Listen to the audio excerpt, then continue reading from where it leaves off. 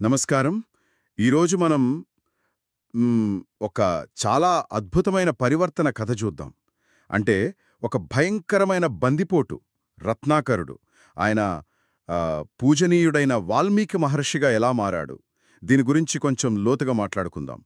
మనకు ఉపనిషత్ గంగా ఎపిసోడ్ ఉంది కదా, మూడోది జ్ఞానం పరివర్తన చెందిస్తుంది వాల్మీకి కథ అని. ఆ వీడియో, దాని స్టడీ గైడ్ ఆధారంగా దీన్ని చూద్దాం.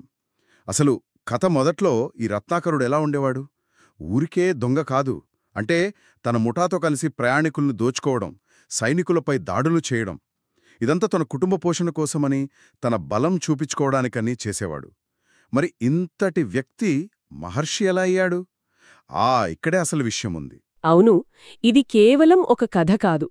ఉపనిషద్గంగా విశ్లేషణ చూస్తే జ్ఞానం అంటే సరైన అవగాహన ఒక మనిషిని ఎంత పూర్తిగా మార్చేస్తుందో చెప్పడానికి ఇదొక శక్తివంతమైన ఉదాహరణ. ప్రవర్తన మారడం ఒక ఎత్తైతే అసలు లోపలి దృక్పథమే మారిపోవడం ఇక్కడ ముఖ్యం. రత్నాకరుడి జీవితంలో ఆ కీలకమైన మలుపు నారద మహర్షితో ఎదురవడం కదా. అప్పుడు రత్నాకరుడు తన కుటుంబాన్ని పోషించడానికే ఇదంతా చేస్తున్నా అని వాదించాడు. కరెక్ట్. ఉపనిషత్ గంగలో ఆ విషయం నచ్చుతుంది నాకు. నారదుడి నిర్భయత్వం, ఆయన తనని తాను అతిథి అని పరిచయం చేసుకోవడం, తనలో భయపడడానికి ఇంకేమీ వేరే అస్తిత్వం లేదు, అందుకే నిర్భయుణ్ణి అని చెప్పడం, అది రత్నాకరుడి అహంకారాన్ని దెబ్బతీసింటుంది కదా. ఖచ్చితంగా. ఆ నిర్భయత్వమే, ఆ ప్రశాంతతే రత్నాకరుణ్ణి కొంచెం ఆలోచింపజేసుండాలి. ఇక నారదుడడిగిన ప్రశ్న, అది సూటిగా గుండెల్లో గుచ్చుకున్నట్టుంది. నువ్వు నీ కుటుంబం కోసం చేస్తున్న ఈ పాపాల భారాన్ని, మరి దాని ఫలితాల్ని వాళ్ళు పంచుకుంటారా అని. అబ్బా, అది మామూలు ప్రశ్న కాదు. కాదు. అది అతని మొత్తం జీవితానికి, అతను చేస్తున్న పనుల వెనక ఉన్న ఆ సమర్థనకి గొడ్డలిపెట్టులాంటిది. నిజమే. మొదట అతను ఒప్పుకోలేదు గదా.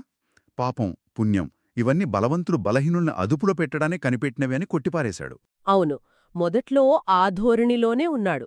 కాని ఆ ప్రశ్న అతనిలో నాటుకుపోయింది.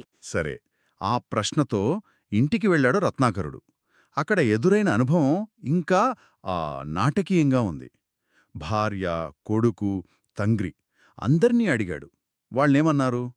నీ సుఖదుఖాల్లో ఉంటాం, కాని నీ పాపంలో మాకు పంగులేదు, నీ పాపం నీదే అని తేల్చి చెప్పేశారు. అవును, ఆ తిరస్కరణ ఉపనిషత్ గంగా విశ్లేషణలో చెప్పినట్లు అది కేవలం ఎమోషనల్ రిజెక్షన్ కాదు, అది కర్మ సిద్ధాంతం యొక్క ప్రాక్టికల్ రూపం లాంటిది. అంటే మనం చేసే పనులకు బాధ్యత పూర్తిగా మనదే అనే సత్యాన్ని వాళ్లు అంత సూటిగా చెప్పడం, అది అతని నమ్మకాల పునాదుల్ని కదిపేసింది. ఖచ్చితంగా. అతను దేనికోసమైతే ఇదంతా చేస్తున్నాడో ఆ సమర్థనే కూలిపోయింది. దాంతో తీవ్రమైన ఆత్మ పరిశీలన మొదలైంది.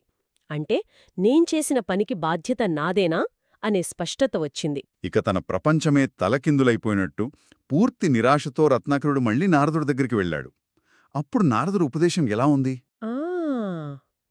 నారదుడి మాటలు చాలా శక్తివంతమైనవి. నీకు నీవే స్నేహితుడివి, నీకు నీవే శత్రువువు అన్నారు. నీ గతాన్ని, భవిష్యత్తును నువ్వే సృష్టించుకున్నావు. కాబట్టి లే, నీ ప్రయత్నాలతో నీ తలరాతను నువ్వే మార్చుకో అని చెప్పారు. ఇవి ఓదార్పు మాటల్లా లేవు. లేవు. ఇవి వ్యక్తి స్వేచ్ఛను, తన శక్తిని గుర్తుచేసే మాటలు. అంటే నీ పరిస్థితికి నువ్వే కారణం, దాన్ని మార్చుకునే శక్తి కూడా నీలోనే ఉందని చెప్పడం. అయితే అంత నిరాశలో, అపరాధ భావనలో ఉన్నవాడికి ఈ మాటలు ఎలా ఎక్కాయి? అంత త్వరగా పరివర్తన ఎలా సాధ్యమైంది? కేవలం మాటలు చాలతాయా? మంచి ప్రశ్న. అక్కడే మానసిక స్థితి, అంటే ఆ గ్రహించే యోగ్యత ముఖ్యం. నిజమైన జ్ఞానాన్ని, అంటే ప్రజ్ఞను, ఆ పరివర్తన కలిగించే వివేకాన్ని అందుకోవడానికి ఎలాంటి మానసిక స్థితి కావాలో వశిష్ఠ మహర్షి ఒక శ్లోకంలో చెప్పారు కదా. అవును, నా నైరత్నో దుశ్చరితో అని మొదలవుతుంది. అవును, అంటే చెడు ప్రవర్తన మాననివాడు, ఇంద్రియ నిగ్రహం లేనివాడు, మనసు నిలకడగా లేనివాడు, ప్రశాంతత లేనివాడు కేవలం తెలివితేటలతో ఆత్మజ్ఞానాన్ని పొందలేడు అని. బహుశా రత్నాకరుడికి ఆ క్షణంలో కలిగిన ఆ పశ్చాత్తాపం, ఆ నిస్సహాయతే అతని అహాన్ని తగ్గించి నారదుడి మాటల్ని గ్రహించే స్థితికి తెచ్చి ఉండవచ్చు, ఆ వినయం కలిగి ఉండవచ్చు. మరి ఫలితం మనందరికీ తెలిసిందే. రత్నాకరుడు ఆ నేర జీవితాన్ని పూర్తిగా వదిలేశాడు. అవును, కఠినమైన తపస్సు మార్గం ఎంచుకున్నాడు. ఆత్మశిక్షణతో, ధ్యానంతో. ఆ తర్వాతే ఆయన వాల్మీకి అయ్యారు, రామాయణం రాశారు. ఈ మొత్తం కథ ముఖ్యంగా ఉపనిషద్గంగా విశ్లేషణ ద్వారా మనం గ్రహించాల్సిందేంటంటే, ప్రతి మనిషిలోనూ ఆ లోపల పరివర్తన చెందడానికి అపారమైన శక్తి ఉంది. నారదుడి ఆ ఒక్క ప్రశ్న, కుటుంబ సభ్యుల ఆ నిష్కర్ష, తన బాధ్యతను తాను గుర్తించడం, ఇవన్నీ కలిసి ఆ శక్తిని నిద్రలేపాయి. అంటే నిజమైన విముక్తి అనేది మనల్ని మనం పరిశీలించుకోవడం, మన పనులకు బాధ్యత తీసుకోవడం, ఇంకా సమాజం ఏమనుకుంటుందో లేదా భయం వంటి వాటికి అతీతంగా మన నిజస్వరూపాన్ని తెలుసుకోవడం ద్వారా వస్తుందన్నమాట. ఖచ్చితంగా. దీనికంతటికీ మూలం సరైన జ్ఞానం, వివేకం. అంటే విద్య, ప్రజ్ఞ. ఇది కేవలం ఇన్ఫర్మేషన్ కాదు, మనల్ని మార్చే అవగాహన. అవును, ఈ కథలో జ్ఞానం ఒక ప్రశ్నగా మొదలైంది. అవును, అది ఆత్మశోధనకు దారితీసి చివరికి స్వీయ ఆవిష్కరణకు, అంటే తనను తాను తెలుసుకోవడానికి కారణమైంది. భలే ఉంది.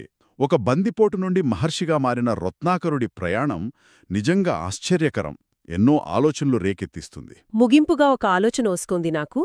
మనం చాలాసార్లు ఇతరుల కోసం వారి బాధ్యతగా భావించి ఎన్నో పనులు చేస్తుంటాం కదా. అవును, సహజమే అది. కాని ఆ పనుల యొక్క అంతిమ నైతిక బాధ్యత, వాటి మంచి చెడు ఫలితాలు పూర్తిగా మన వ్యక్తిగతమే అని సంపూర్ణంగా అర్థమైనప్పుడు మన జీవితంలో, మన మార్గంలో ఎలాంటి మార్పులు రావచ్చు?